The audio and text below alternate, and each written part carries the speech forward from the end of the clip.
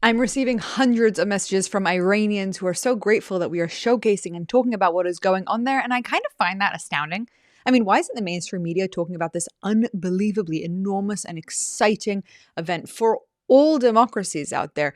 There is a terrible dictatorship that has ruined the lives of millions of people for 50 years, and finally, after attempts to overthrow them, there might actually be a success here, and yet no one wants to talk about it. The Iranian people are so unbelievably courageous. Shout out to every single one of you if you have managed to somehow connect to Starlink, Elon Musk's internet, so that you can watch this kind of content, which I know is complicated to do, but just a heads up. We are rooting you from afar. Here in Israel, across the world, so many people have got your backs.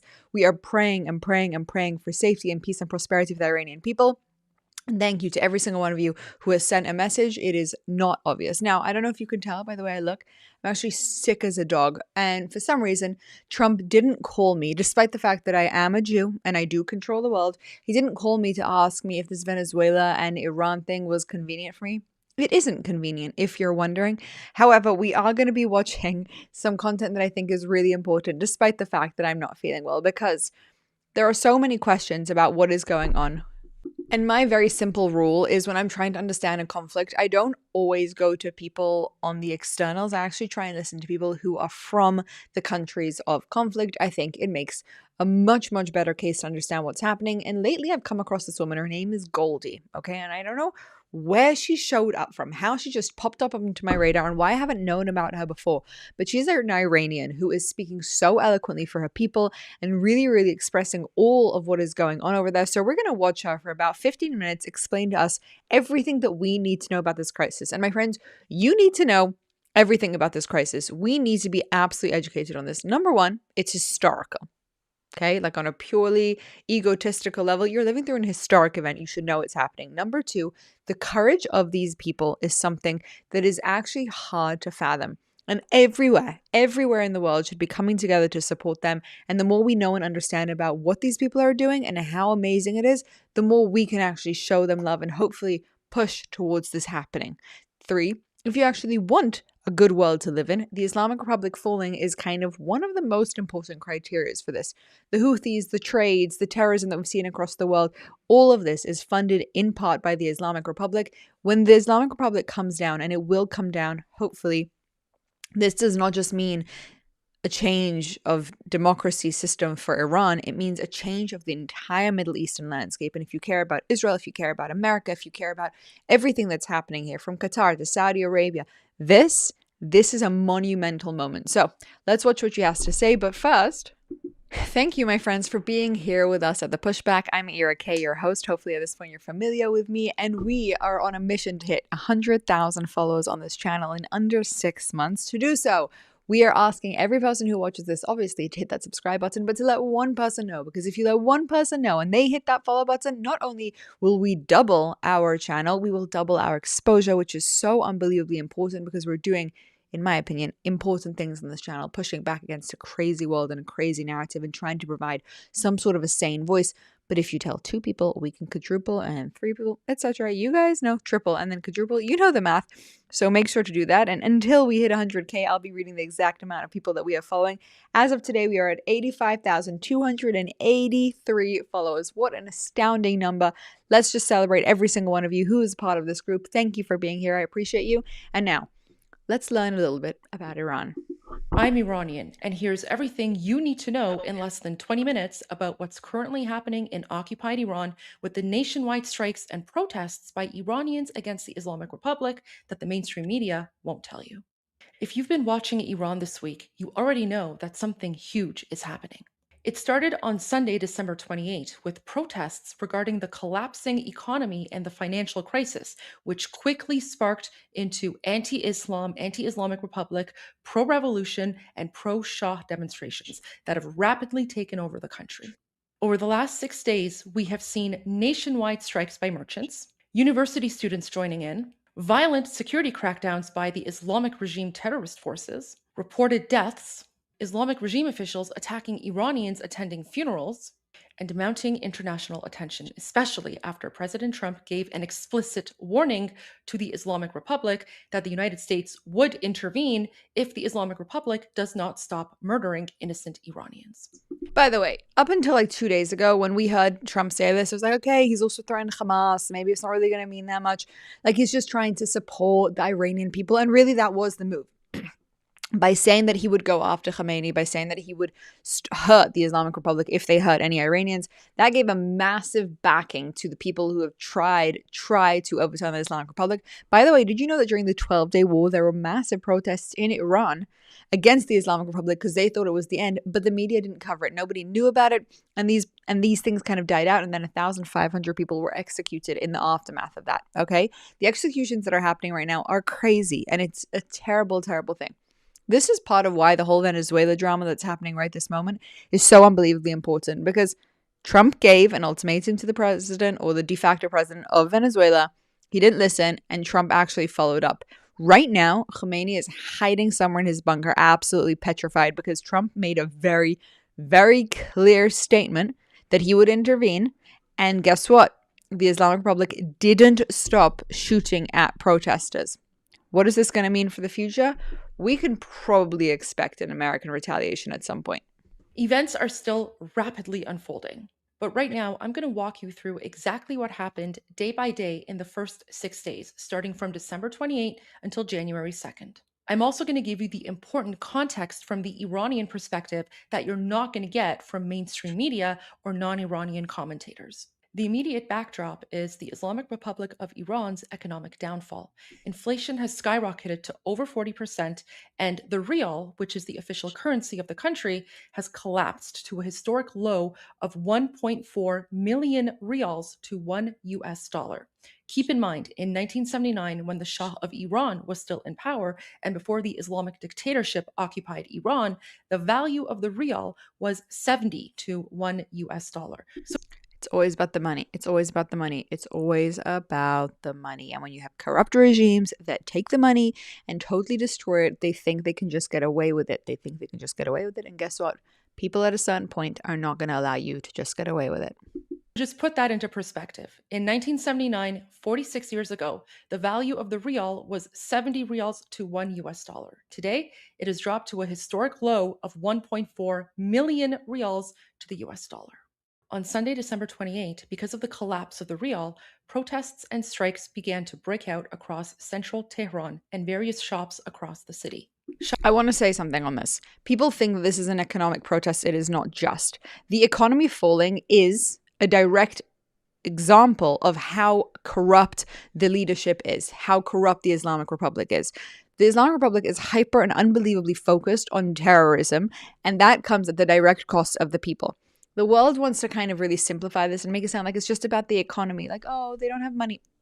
The economy crashing is because of just an absolutely disgraceful mentality that the leadership has. And I don't know why I keep saying the word leadership. It's not exactly leadership. That is really what the protest is, against radical Islam, against a dictatorship, against terror support, against all of these things, which is why I am receiving, again, in the hundreds, messages from Iranians saying, thank you for being our voice. Thank you for standing up. We are friends with Israel. It's very important for people to understand. This is not just about the economy. This isn't like a superficial issue. The economy collapsing is because of what's happening. Shopkeepers shut down their stores in protest of the economic instability and financial collapse of the rial. Videos circulating from Tehran, the capital city of Iran, showed that these chants and strikes are growing. This first day was very significant for us Iranians because it didn't look like scattered anger. It looked like the start of coordinated market pressure. Massive store closures across the city, rapidly increasing crowds, and within hours of the first strike, we started hearing slogans and chants not about the economic crisis, but about who is responsible for the economic crisis and what shopkeepers want. See, this is the important point. It's not about the economic crisis, it's about the reason for the crisis. In other words, the demonstrations quickly shifted from complaining about the economic collapse to calling for overthrow of the Islamic Republic, calling for revolution, and calling for the return of the Shah of Iran, His Royal Highness Mirza Pahlavi II, who's currently in exile. At the same time, the Shah of Iran in exile, His Royal Highness King Mirza Pahlavi II, put out a video message to Iranians in occupied Iran, encouraging them to continue the strikes, encouraging them to continue putting pressure on the Islamic Republic in order to overthrow them, and encouraging all Iranians to join in the peaceful demonstrations. This is so important because a demonstration that kind of pitches out because people are afraid means that everybody who demonstrates is going to get killed and then morale drops again. You need the masses to get riled up and to keep on going, which is why it's so significant that we're now 7 or 8 or 9 days into this protest because it hasn't yet died out, which is normally what they succeed in doing. They succeed in finding a few protesters, killing them or killing their family members, and then people get afraid and then they back down. But here, the momentum is actually growing, and that is why it's so significant. On the second day, Monday, December 29, the protests grew, not only in Tehran, but in cities across the country of Iran, including Mashhad and Isfahan. And while the mainstream media was still calling this an economic protest, Iranians actually know the truth. In less than 24 hours, Iranians were out in the streets gathering en masse, calling for revolution, calling for the end of the Islamic Republic, and they were also saying Javid Shah, which means long live the king. In other words, Iranians are calling for the Shah of Iran to return and lead Iran into a transition from the Islamic Republic into a functioning secular democratic system. Because what the mainstream media refuses to tell you is that if these demonstrations and protests were actually about the economic situation, why would Iranians be going out in the streets and yelling, "Long live the king"? Why would they be going out in the streets and saying, "In akharin nabarde Pahlavi barmigarde," which means this is the final battle, Pahlavi will return? In less than 24 hours, the story was no longer about a few shops closed. The story has now become that we are witnessing the biggest pro revolution anti Islamic Republic demonstrations that we have seen in Iran in recent years. But what's even more important about these pro revolution demonstrations is that Iranians are not only calling for the end of the Islamic Republic, they are also calling for the return of the King of Iran who is in exile, His Royal Highness Reza Pahlavi II. On Tuesday, December 30th, the third day of strikes, we see a major escalation. The strikes have now spread to university campuses. And while Reuters and mainstream media still claimed that university students are joining in because of the economic collapse, the truth is actually much different. Because if the situation really was about the economy, why would the university students also be chanting, "Down with the dictator, long live the king, and this is the final battle, Pahlavi will return"? University students are often the engine of sustained protest movements. And so the fact that university students, not just in Tehran, but across various cities in occupied Iran, are now getting involved in the anti Islam, pro Shah, pro revolution demonstrations, that's a pretty big deal. By the way, I'm surprised that they even allow for universities because it is the Muslim Brotherhood and the Islamic Republic who understand how important university students are for a society. That's why so many of them have been funded in countries like the United States and Europe to protest continuously, right? Remember all of those tents and all the things that have happened? It disrupts a society. They understand the importance of university students, and which is why it's interesting to see that the media is trying so hard to shut down the fact that university students are now protesting against the Islamic Republic. What do you have to lose? This is the ironic and interesting thing about this whole thing with the media not talking about this. You thrive off conflict. The media does the best in times of conflict because when something goes wrong, people go to the media to see what happened. So if this is something that you could exasperate and make it seem so crazy and get people hooked on it, why won't you do it? Because it doesn't fit in with their narrative, which is honestly just very exhausting. Of course, at the same time, given that the Islamic Republic is a brutal totalitarian dictatorship, it also began violently cracking down on protesters. And keep in mind, the protesters had been pretty much peaceful up until that point. By day 3, the rest of the world was starting to catch on to what we Iranians had noticed right away on day 1, that these protests were no longer about the economy and they were about politics. They were about overthrowing the terrorist Islamic Republic. They were about getting rid of Sharia law. They were about getting rid of Islam, and they are also about bringing the Shah of Iran back to Iran. By day 4, Wednesday, December 31, the demonstrations were in full swing. Over 50 cities in occupied Iran have now risen up and are participating in the nationwide demonstrations and protests against the Islamic Republic. Massive crowds are coming out, and the terrorist Islamic Republic is, of course, responding with violence, shooting directly into innocent, unarmed crowds of Iranians. His Royal Highness, King Reza Pahlavi II, also issued a New Year's Eve statement. My courageous compatriots, your presence in the streets across Iran has kindled the flame of a national revolution. The continuation and expansion of your presence and taking control of the streets is today our foremost vital priority. I call upon the people of Iran to join in with the nationwide strikes and protests. Government employees, workers in the energy and transportation sectors, truck drivers, nurses, teachers, and academics, artisans and entrepreneurs, retirees, and those who have lost their savings. Everyone unite and join this national movement. Iran and its streets belong to the Iranian nation, and we will be victorious because we are united and we are many. Long live Iran, Reza Pahlavi. Can I just say, can I just say, I really hope I get to visit Iran one day. Like, I just really hope I get to visit you guys, all of you who are watching from there, but just in general, like, I've heard such amazing things about it, and it's such a unbelievably historic place. And to imagine a day, to actually see it, to see it right there, that there might be a time when the Islamic Republic doesn't control Iran, and we might be able to go and visit and learn about the culture and meet the people there. Ugh, it gives me chills. I have literal chills. Like, that would be so exciting. Day 5, we started hearing the terrible news of multiple deaths of innocent Iranians at the hands of the Islamic Republic. Something that you won't hear about in the mainstream media is that there's something different about the current demonstrations. In previous demonstrations, usually by day 3, the Islamic Republic has already brought out its anti riot security forces in full force. What I was gonna say, I mean, day 5, it takes quite a long, that's a long time. That's a long time for a response. Talking about hundreds, if not thousands, of armed anti riot police spread across the country going after innocent, unarmed Iranian protesters. And so by day 3, we Iranians were already waiting for the horrible news of massive crackdowns, internet being shutting down, mass murders, things that have happened in the past. And yet it's already day 5, and we have not seen any of that yet. And while I do want to point out that even a single casualty at the hands of the terrorist Islamic dictatorship is a tragedy to us Iranians, the fact that right now we are able to count the number of casualties on both hands, that's never happened before. Usually by this time, our casualty numbers are in the hundreds, sometimes the thousands.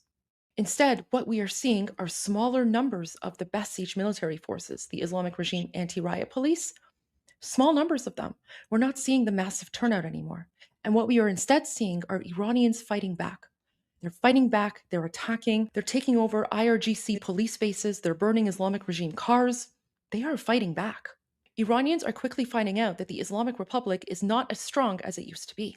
And a big reason for that is the 12-day conflict between Israel and the Islamic Republic back in the summer, where Israel significantly weakened the proxy forces of the terrorist Islamic Republic, significantly weakened the Islamic Republic's IRGC bases, and significantly weakened the Islamic regime in and of itself. Wow. And so for the first time in 47 years since the terrorist Islamic Republic took Iran hostage, Iranians finally have a fighting chance because the Islamic Republic, thanks to Israel, has never been weaker.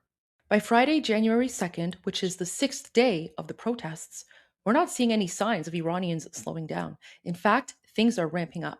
More and more cities across the country are getting involved. Crowds are getting bigger. We're now seeing footage of Islamic regime officials running away. Islamic centers are being burned down. Statues and effigies related to the Islamic Republic are being torn down and burned. Iranians are continuing to yell death to the dictator, Javid Shah. Javid Shah means long live the king. And they're yelling in akharin nabarde Pahlavi barmigarde, which means this is the final battle, Pahlavi will return. Unfortunately, the violence isn't stopping either. The terrorist Islamic Republic is continuing to shoot at Iranians, including those who are attending the funerals of innocent Iranians who were murdered just a few days ago because they were protesting. But again, what's really interesting about this is that instead of Iranians running away, they are fighting back. But now here's where it gets very interesting. Seemingly out of nowhere, President Trump, the president of the United States of America, put out a stark warning to the terrorist Islamic Republic. President Trump posted on social media that if Iran shoots and violently kills peaceful protesters, which is their custom, the United States of America will come to their rescue. We are locked and loaded and ready to go. Thank you for your attention to this matter, President Donald J. Trump. Guys, this is a huge policy shift for the United States. Back in 2009, when President Obama was still in power, when the Iranian people were fighting to overthrow the regime, Obama, instead of choosing to stand with the Iranian people, he chose to support the Islamic Republic and threw them a lifeline. And because of President Obama's decision to support the terrorist Islamic Republic back in 2009, many Iranians consider Obama's hands to be covered with the blood of the Iranian people because he had a chance to help Iranians overthrow the regime and he chose to side with the Islamic terrorists. And so this message by President Trump has pretty much gone viral among Iranians, and Iranians are incredibly excited about this. But I want to make one thing very clear. This is not a call for World War III. This is not a call for boots on the ground. In fact, Iranians don't even want boots on the ground. But if there is some way that President Trump can help Iranians by weakening the Islamic Republic, that's making Iranians very, very excited. And President Trump's message has not only circulated widely among Iranians in occupied Iran, but they are now using his message to become even more motivated and even more emboldened to go out on the streets and finish the job. In essence, President Trump just gave the green light to Iranians to go ahead and overthrow the Islamic Republic that has been occupying Iran for the last 47 years, and President Trump stands behind them. I also want to quickly mention Israel and how supportive Israel has also been of the Iranian people in their fight to overthrow the Islamic Republic. And just a few days ago on Monday, when Prime Minister Netanyahu and President Trump were meeting in Washington, President Trump pretty much confirmed that he's given the green light to Netanyahu to do whatever he needs to do in the Middle East. And that includes going after the terrorist Islamic Republic if Israel feels the need to do so. And so now the terrorist Islamic Republic is in a huge predicament because not only do they know that Israel is monitoring them, but the United States of America is also monitoring them. And of course, the Islamic Republic, being the uneducated, inbred Islamic jihadi savages that they are, have responded by threatening the safety of American soldiers. Now, I don't know about you, but I don't think President Trump's going to take very kindly to the fact that a bunch of Islamic savages in the Middle East are threatening Americans. I have a feeling he's not going to take that lightly, and I have a feeling he's not going to ignore that either. The Shah of Iran, His Royal Highness King Reza Pahlavi, who's currently in exile and is the leader of the Iranian official opposition, has also now just responded to President Trump's message. President Trump, thank you for your strong leadership and support of my compatriots. This warning you have issued to the criminal leaders of the Islamic Republic gives my people greater strength and hope. Hope that, at last, a president of the United States is standing firmly by their side. As they risk their lives to end this regime's 46-year reign of chaos and terror, they send me with a responsibility and a message to seek the relationship Iran once had with America that brought peace and prosperity to the Middle East. I have the plan for stable transition for Iran and the support of my people to get it done. With your leadership of the free world, we can leave a legacy of lasting peace. The situation in occupied Iran is escalating quickly, and we are constantly getting more and more videos coming out by the second. What's also really interesting is that usually the Islamic Republic would have shut down the internet by now, and yet for some reason, Iranians are still able to communicate with the outside world. For example, back in November of 2019, the Islamic Republic shut down the internet for 1 week and they murdered over 5,000 innocent Iranians in what we call Bloody November. And yet this time around, they haven't been able to do so. Iranians are still getting internet access, which makes me think that there might be someone or someones who are inside occupied Iran quietly helping Iranians behind the scenes by making sure that they have stable, reliable internet connections so that Iranians can continue sharing with the world exactly what is going on in occupied Iran. If you want the latest updates and breaking news about what's happening in occupied Iran right now, make sure you subscribe to my channel and tune in to my live feeds. But for now, I just want How crazy is this? How crazy is this, guys? We're seeing it. We're seeing it happen. We've got so much evidence. The 5 day, like waiting 5 days for them to shoot, them not really cracking down successfully, the fact that there's still internet, the fact that they're threatening America. So many things are happening. The pieces are falling. I'm willing to bet Khamenei is somewhere shaking, quaking in a bunker. And honestly, I'm ready for the day. I'm ready for the day where we have that picture of him like standing basically like naked and stripped with a mask, taken to Israel or America for a trial, because that would be wonderful for all the Iranian people, for all the people of the world who have suffered under terrorism that has all stemmed from this Islamic Republic. Keep in mind, it's not the Iranian Republic, it's the Islamic Republic, because this is about the Islamic takeover. Always has been, always will be. The fight for Iran is the fight for Western freedoms. It's a fight for all of us, and hopefully they will win. Thank you for your attention to this matter.